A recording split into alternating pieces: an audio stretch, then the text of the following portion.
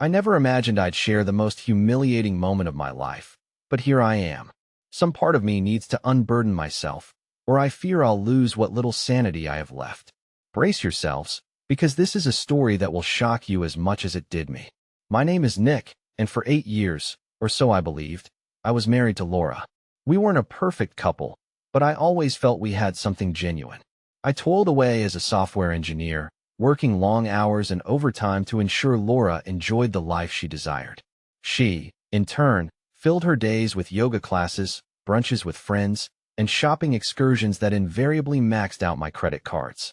I never truly minded. One look into her big, green eyes, one "you're the best, babe," and I'd tell myself it was all worth it. Then came the night everything changed. It was a Friday, I remember, because I'd planned a surprise, a weekend getaway to the cabin where we'd spent our honeymoon. My hope was to rekindle the spark, to transport us back to those early days when we were inseparable. I'd bought her favorite wine, packed her coziest blanket, and curated a playlist of all our cherished songs. I was a bundle of nervous excitement, but when I arrived home, Laura wasn't there. I called, and on the third ring, she answered, her voice slightly flustered. "Oh, hey, I'm out with Vanessa," she chirped, naming her best friend. "Girls' night. Don't wait up, okay?" A girls' night, I thought. Sure. At first, I didn't dwell on it. Laura often went out with Vanessa, but something in her tone felt off. Her words tumbled out, rushed, as if she was desperate to end the call. Still, I dismissed it, convincing myself I was being paranoid. She was my wife, after all. I trusted her. But then, fate, or perhaps karma, decided to intervene. About an hour later, a text from my buddy, Jeff, popped up. "Hey man, you busy? Just saw Laura at Angelo's with some dude. Thought you should know." My heart seized. Angelo's was a cozy Italian spot downtown, precisely the kind of place for romantic dinners. Jeff wouldn't lie about something like this, but I wouldn't believe it. So, like any desperate, lovesick fool, I grabbed my car keys and drove straight there. I parked a few blocks away, walking the rest of the distance with my heart hammering against my ribs. The restaurant was bustling, yet it took me no time to spot her. There she was, in a dimly lit corner booth, laughing and leaning into a man I'd never seen before. He was tall, well-dressed, with a cocky, self-assured smirk that made my blood boil. Laura looked radiant, happier than I'd seen her in months. I stood there, frozen, my fists clenched so tightly my nails dug into my palms. Part of me yearned to storm over and create a scene, but another, perhaps wiser, part wanted to see just how far this charade would go. So I waited. I watched. And the longer I stood, the more my world splintered. They were touching, holding hands across the table, her fingers tracing his. At one point, he leaned in and whispered something, and she threw her head back, laughing as if he were the funniest man on earth, the kind of laugh she used to reserve for me. Then he kissed her. It wasn't a quick peck or a friendly farewell. It was the kind of kiss that obliterated all doubt, the kind that screamed, "You're mine." I felt nauseous, my legs trembling, my vision blurring. Yet, somehow, I found the strength to walk inside. I no longer cared about making a scene. All that mattered was confronting her, letting her know I wasn't the fool she believed me to be. I strode to their table. When Laura saw me, her face drained of color. She snatched her hand away from his, like a child caught with a stolen treat, but it was far too late. The damage was irrevocably done. "Nick," she stammered, her voice barely a whisper. What are you doing here?" I said nothing. Instead, I reached into my pocket, pulled out my wedding ring, and placed it on the table between them. Her lover, the smug bastard, simply sat there, smirking as if this were all some amusing game. "I thought I'd give this to you," I said, my voice shockingly calm, "since you clearly don't think it means anything anymore." With that, I turned and walked out. But that, it turned out, was not the end of the story, not even close. What happened next would shock me more than I could possibly imagine. As I walked out of Angelo's that night, I felt utterly disoriented. The cold night air struck me like a physical blow, yet it couldn't rouse me from the nightmare I'd just entered. My mind reeled, replaying the scene. The kiss, her laugh, the way she looked at him as if he were the only man in the world. I couldn't comprehend it. How had I missed the signs? How long had this been going on? And, more pressing, who was that man? I sat in my car for what felt like an eternity, gripping the steering wheel until my knuckles turned white. 1,000 emotions churned within me: rage, betrayal, humiliation. But above all, there was a crushing sense of loss. The woman I thought I knew, the woman I'd built my entire life around, was now a stranger. I knew I couldn't go home. Not yet. Not with this maelstrom in my head. So I did the only thing I could think of. I called Jeff. "Hey man," I choked out, my voice shaking. "Can I come over? I need to talk." Jeff asked no questions. He simply told me to come over.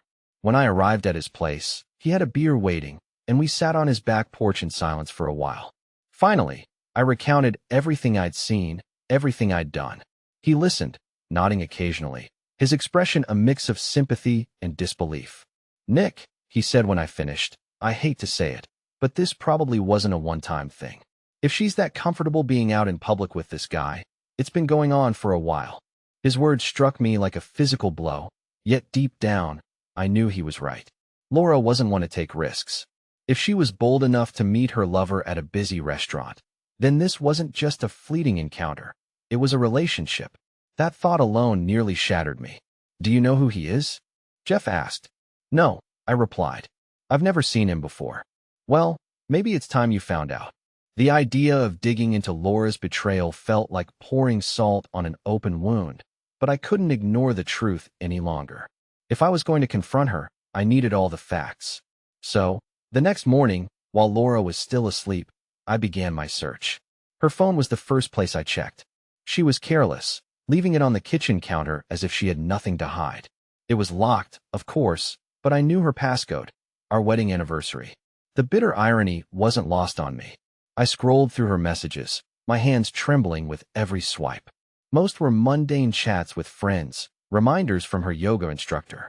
Then I found a thread labeled Mark. My stomach plummeted.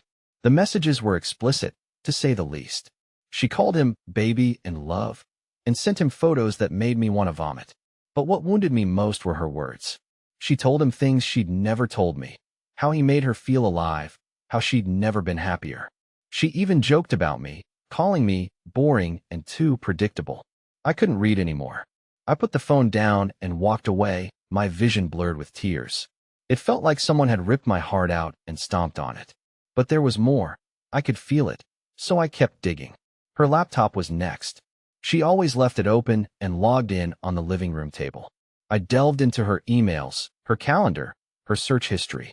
It didn't take long to piece things together. She'd been meeting Mark for months, sneaking off during the day while I was at work. They'd gone on trips together, weekends I thought she'd spent visiting her mom. She'd even used my money to book hotels and buy him gifts. By the time I finished, I felt as if I'd aged 10 years. The betrayal was far deeper than I'd imagined. This wasn't just an affair, it was a carefully constructed double life. When Laura finally woke up, she came into the kitchen, a bright smile on her face as if nothing had happened. "Morning, babe," she chirped, pouring herself a cup of coffee. "Did you sleep okay?" I stared at her, unable to comprehend how she could be so casual, so utterly normal, after everything I'd discovered. It took every fiber of my being not to explode right then and there, but I knew I couldn't. Not yet. I needed a plan. "Yeah," I managed, forcing a smile. "I'm fine." She kissed me lightly on the cheek and sat down at the table, scrolling through her phone as if she hadn't a care in the world. It was infuriating, but I played along, pretending everything was fine, all while my mind raced with thoughts of what to do next. I didn't have all the answers yet, but one thing was crystal clear: I wasn't going to let her get away with this. Not without a fight. That morning, as Laura went about her day as if nothing had changed, I felt like I was watching a stranger in my own home. She hummed while making breakfast, texted on her phone with that same sly grin I'd seen at the restaurant, and even asked me to pick up groceries on my way home from work. It was infuriating to witness how seamlessly she balanced her lies with our life, but I remained silent. I needed more time to think. By the time she left for her yoga class, I had already decided that playing dumb would give me the upper hand. If she thought I was oblivious, she'd slip up sooner or later. And while she was out, I got to work. The first thing I did was call Jeff again. I found everything. I told him, my voice shaking with a mix of rage and exhaustion. Messages, emails, hotel bookings, all of it. "Damn, Nick," he said. What are you going to do? I don't know yet, I admitted. But I'm not letting her walk away from this unscathed. I need to figure out who this guy is first. Jeff paused for a moment. You need to be careful, man. This could get messy. Messy didn't even begin to describe it, but I appreciated his concern. After we hung up, I decided to focus on one thing at a time. If I wanted to confront Laura and this Mark, I needed to know everything about him. I started by revisiting Laura's text messages. She had mentioned his name once or twice, Mark. It wasn't much, but it was a start. Then, I remembered something from her emails, a confirmation for a hotel reservation that included both their names. My heart hammered as I opened my laptop and searched for the hotel. Sure enough, there it was, a weekend getaway booked under Laura Anders and Mark Harris. I clicked on his name and found his LinkedIn profile. He was a corporate executive at some big marketing firm, mid-40s, with a flashy smile, the kind of guy who probably thought he was God's gift to women. Seeing his face made my blood boil. This was the man Laura had thrown our marriage away for. But the real kicker was his profile picture. It wasn't just him. It was him and his wife. That's right. Mark wasn't just some random fling. He was a married man, too. The sheer hypocrisy of it all was almost too much to handle. I leaned back in my chair, staring at the screen, trying to decide what to do with this new information. Part of me wanted to call his wife right then and there, but I wasn't ready for that confrontation yet. I needed to be smart about this. Later that evening, Laura came home, glowing as usual. "How was your day?"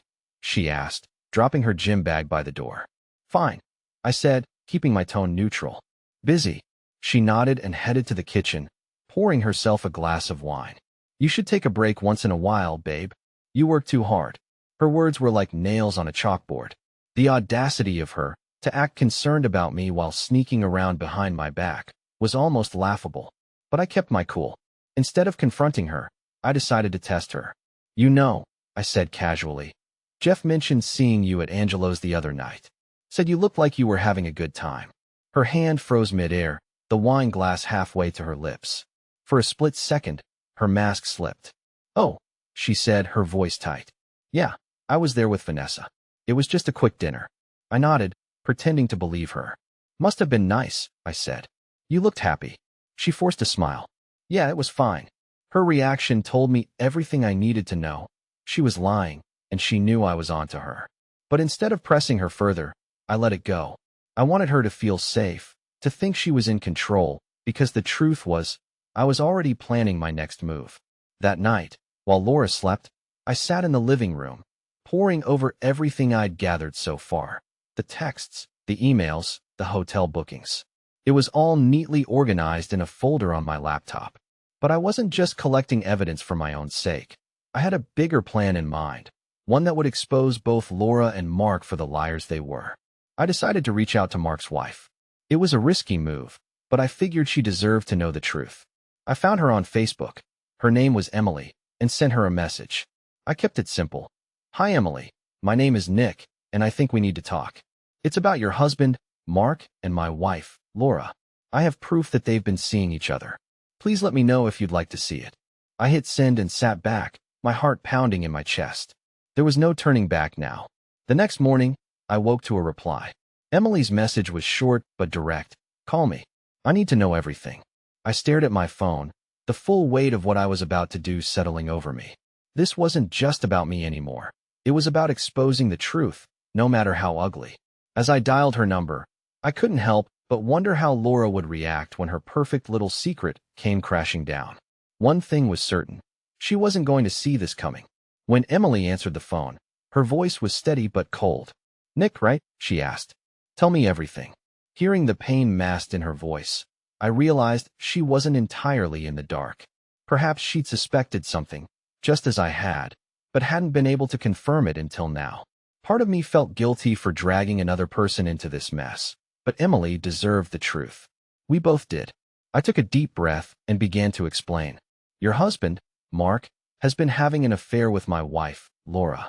I found their messages, photos, and hotel bookings. I don't know how long it's been going on, but it's serious enough that they've been meeting regularly." There was silence on the other end, and for a moment, I thought she might hang up.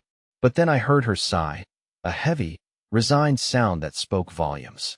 I knew it. she finally said, her voice trembling. I've had my suspicions for months.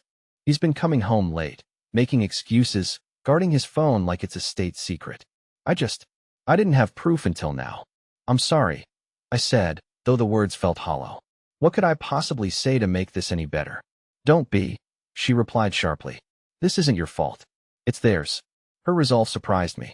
She wasn't crying or begging for answers. She was angry, and that anger sparked something in me. Maybe I wasn't as powerless as I'd thought. Maybe, together, we could figure out a way to confront them. What do you want to do? I asked, testing the waters. Emily didn't hesitate. We exposed them. Publicly. The idea caught me off guard. Publicly? Yes, she said firmly. I'm not letting Mark walk away from this like it's nothing. He's humiliated me, lied to me, and destroyed our family. He doesn't get to hide from the consequences. I thought about Laura, about her smug smile and her endless lies. She'd been so sure she could get away with it. But she wouldn't. Not anymore. All right, I said. Let's do it. That afternoon, Emily and I began putting our plan into motion. We shared everything, screenshots of texts, email exchanges, and even hotel receipts. She suggested we meet in person to strategize, so we arranged to meet at a coffee shop later that evening. When I arrived, I spotted her immediately. Emily was tall, with sharp features and a no-nonsense demeanor. She looked every bit as determined as she sounded on the phone. Nick, she said, standing to shake my hand. Thanks for meeting me. Of course, I replied. I think we both need this. We sat down and literally laid everything out on the table. Emily had printed out the messages she'd found on Mark's phone, and I'd brought my laptop with all the evidence I'd gathered. Together, we pieced together the timeline of their affair, which, as it turned out, went back almost a year. A year. While I'd been working late to provide for Laura, she'd been sneaking off to spend weekends with Mark. While Emily had been taking care of their 2 kids, Mark had been buying Laura expensive gifts and taking her to luxury hotels. The betrayal ran deeper than either of us had imagined. They think they're untouchable, Emily said, her voice laced with venom. But they're not. We're going to make sure of that. How? I asked, still unsure of what she had in mind. She smiled, but there was no warmth in it. We hit them where it hurts, their reputations.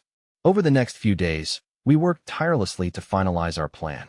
Emily created a comprehensive folder with all the evidence, complete with a detailed timeline of their affair. We agreed to confront them at a dinner party Mark had planned for the following weekend, a party Laura was also attending. It was the perfect setup. They'd be surrounded by friends and colleagues, basking in their own self-importance, completely unaware of the storm heading their way. As the day of the party approached, I could feel the tension building in our house. Laura was unusually chipper, humming to herself as she picked out a new dress for the event. She even asked for my opinion on which heels to wear, as if everything was perfectly normal. You're going to love this party, she said with a smile. It'll be fun. I nodded, swallowing the bitter taste in my mouth. If only she knew. The night of the party, I dressed in my best suit and watched as Laura got ready. She looked stunning, as always, but all I could see was the betrayal hidden behind her polished exterior. When we arrived at Mark's house, the place was packed with people. Mark greeted us at the door, flashing me a wide grin as if we were old friends. Nick, great to see you, he said, shaking my hand. Mark, I replied, keeping my tone even. Thanks for having us. Laura beamed at him, her hand lingering on his arm for just a moment too long. It took everything in me not to snap, but I held it together. Not yet. Emily arrived shortly after, her expression cool and composed.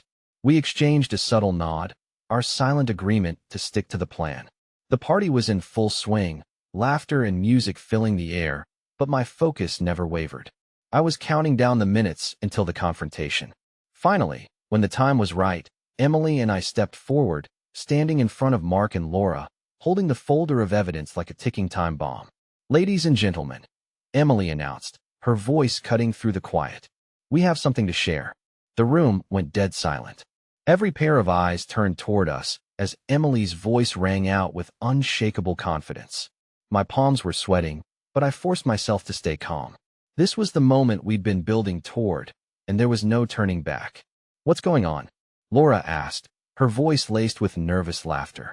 Nick, what is this? Emily stepped forward, holding up the folder. Mark, she said sharply, Do you want to explain to everyone here why my husband has been sneaking off with you for the past year? Mark's face drained of color, and Laura's fake smile shattered into a look of pure panic. Whispers erupted immediately, rippling through the crowd like wildfire. This is insane. Mark stammered, glancing frantically around the room. Emily, don't do this here. Why not? She shot back. You weren't worried about here when you were sneaking off to hotels or sending her these. She pulled out a printed screenshot of one of his explicit text messages to Laura and held it up for everyone to see. Gasps broke out from the crowd. Laura turned to me, her face pale. Nick, please, let's talk about this in private. I shook my head, my voice finally breaking through the lump in my throat. Private? Like the way you and Mark kept your affair private? No, Laura. This is exactly where we're going to talk about it. She looked around, her eyes darting to the shocked faces of Mark's colleagues and her so-called friends. This isn't what it looks like, she said, her voice trembling. I can explain. Don't bother, I said, pulling out my phone. I've already seen everything. The texts, the emails, the hotel bookings. You left a pretty clear trail. Mark tried to interject, but Emily cut him off. And you, she said, pointing at him, have the audacity to stand here, pretending to be a loyal husband and father, while you've been lying to all of us. Do you have any idea what this has done to our family? Mark opened his mouth to respond, but no words came out. He looked like a cornered animal, his usual smugness replaced by sheer terror. By now, the crowd was buzzing with murmurs. Some people were recording on their phones, while others just stood there, wide-eyed and stunned. Laura's hands were shaking as she reached for my arm, but I stepped back. Don't, I said, my voice low but firm. You don't get to touch me. Not anymore. Tears welled up in her eyes, but I didn't feel an ounce of sympathy. Not after everything I'd seen, everything I'd endured. This was her moment to face the consequences, and I wasn't about to let her escape it. Emily wasn't done yet. She turned to the crowd and said, For anyone who doubts us, we have all the proof right here. Feel free to take a look, because this isn't just a private betrayal, it's a public one. She placed the folder on a nearby table, leaving it open for anyone curious enough to read. The dam had officially broken, and there was no going back.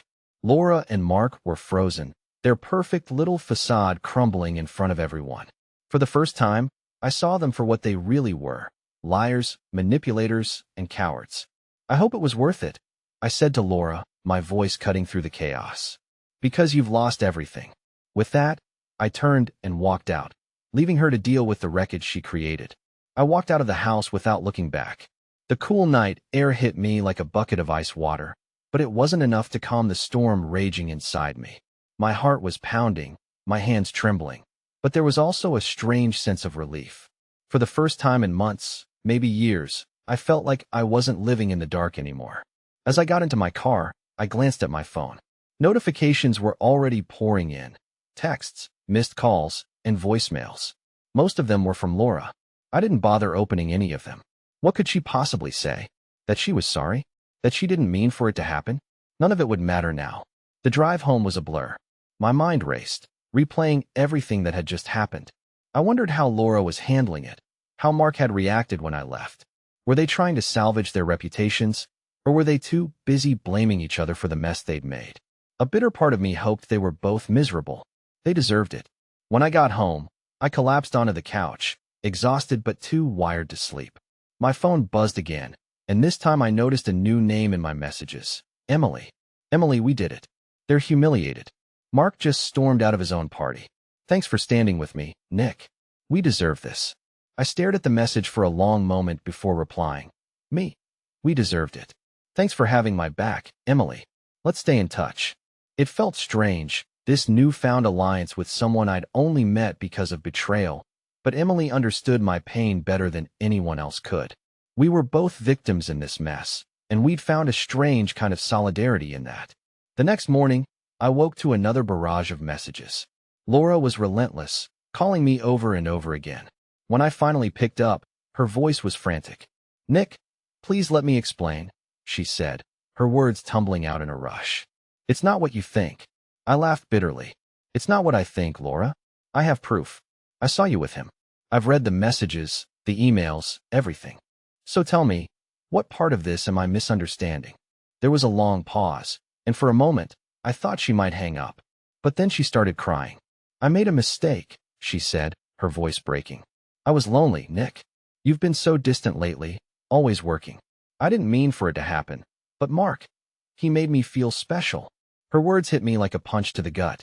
She was trying to shift the blame onto me, as if her betrayal was somehow my fault. "Lonely," I said, my voice rising. "I worked long hours to give you the life you wanted. I trusted you, Laura, and this is how you repay me?" She kept crying, but I didn't care anymore. The tears that used to break my heart now felt like manipulation. "You know what?" I said. "Save it. I'm done. I want you out of the house by the end of the week." "Nick, no," she pleaded. "Please, please, let's talk about this. We can fix it. I'll go to therapy. I'll do anything." I stepped back, avoiding her touch. "You should have thought about that before you cheated on me. It's too late now." Her face crumpled, and for a moment, I thought she might argue, but then she nodded, her shoulders slumping in defeat. "Okay," she whispered. "I'll leave." True to her word, Laura packed her things that night and left. Watching her walk out the door felt surreal, like I was finally closing a chapter of my life that had been weighing me down. But as much as I wanted to believe I was free, I knew the hardest part was still ahead. The next day, I got a call from Emily. She sounded more upbeat than I felt, which wasn't surprising. She'd already kicked Mark out of their house and was in the process of filing for divorce. Unlike me, she seemed to be thriving in the aftermath of the fallout. "How are you holding up?" she asked. "Honestly, I'm not sure," I admitted. "It feels like my whole life's been flipped upside down." "It gets easier," she said. "Trust me, once you realize you're better off without them, you'll feel like a weight's been lifted." I wanted to believe her, but it still felt like I was drowning. My entire world had revolved around Laura for so long that I didn't know who I was without her. But maybe that was the point. Maybe it was time to figure out who I was on my own.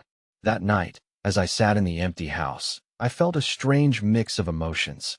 Grief for the life I'd lost, anger at the betrayal, but also a tiny flicker of hope. For the first time in years, I had a chance to start over, to rebuild my life on my terms. And that was a future worth fighting for. The days following Laura's departure were a strange mix of relief and uncertainty. The house was quiet, almost too quiet, and everywhere I looked, there were remnants of the life we'd built together. Her favorite mug still sat on the kitchen counter, and the closet was half empty where her clothes used to hang. I could have thrown it all out, but part of me needed time to process. Moving on wasn't going to happen overnight. I threw myself into work, partly to distract myself, and partly because I needed to rebuild my finances. Laura's spending spree had left more damage than I realized, and it was going to take some time to recover. Angela, my lawyer, was already working on the divorce settlement, and she assured me that the evidence of Laura's infidelity would work in my favor. Still, the thought of hashing it all out in court made my stomach turn. Emily and I kept in touch. She was going through her own storm, but handled it with a level of composure I could only envy. Mark had tried to apologize, she told me, but she wasn't having it. "I told him to save it for his next affair partner," she said, her tone dripping with disdain. We met up a few times for coffee, our shared experience creating an unexpected bond. It wasn't romantic, not even close, but it was comforting to talk to someone who understood exactly what I was going through. She encouraged me to focus on myself, to find things that brought me joy outside of work and relationships. "You've got a clean slate now," she said one evening. "Use it." Taking her advice, I decided to make some changes. I started hitting the gym, something I hadn't done in years. It felt good to take care of myself for once, to focus on my own needs instead of constantly worrying about someone else's. I also reconnected with old friends, people I'd lost touch with over the years because Laura had always been my world. They welcomed me back with open arms, and for the first time in a long time, I felt like I had a support system. One night, I went through the folder of evidence I'd collected against Laura and Mark. I'd been keeping it for the divorce proceedings, but seeing it again made my blood boil. The texts, the photos, the blatant disregard for me and our marriage. It was a painful reminder of how little I'd meant to her. I decided to delete everything, not because I forgave her, but because I refused to let her betrayal define me anymore. Holding on to that folder felt like holding on to a wound that would never heal. Deleting it was my way of saying, "You don't control me anymore."